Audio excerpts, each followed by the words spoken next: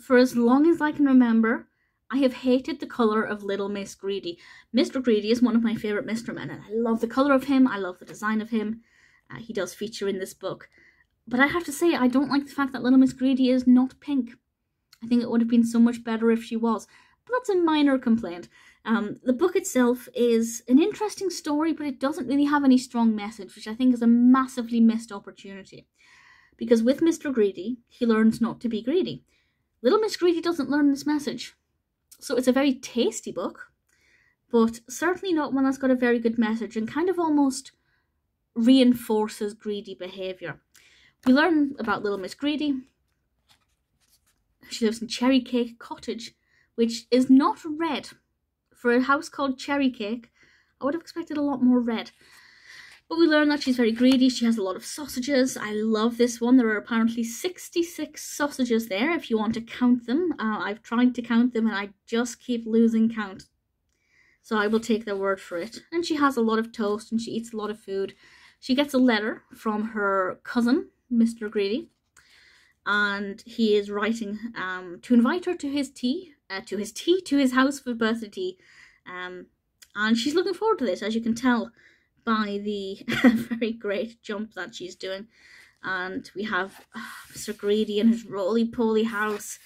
I love him so much. He brings back so many nostalgic memories from my childhood.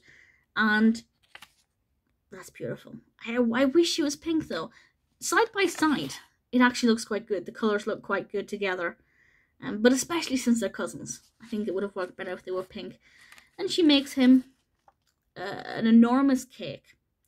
And she confesses that it's actually the third cake she made, because she made one and loved it so much she had it for breakfast, and she made another one and she had it for lunch. And that's it. There's no repercussions. There's no tummy ache. There's no feeling sick. There's nothing about being greedy.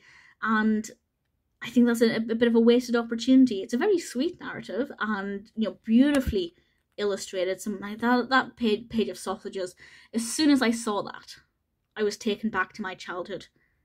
It's a book that I read quite a lot growing up, and it's obviously a fun story and it's very sweet, and I really love Mr. Greedy as a character. But unlike Mr. Greedy and unlike most other Mr. Men or Little Miss, where the character has a negative behaviour, because greedy is of course a deadly sin, there's no real moral or message, and that's a massively missed opportunity.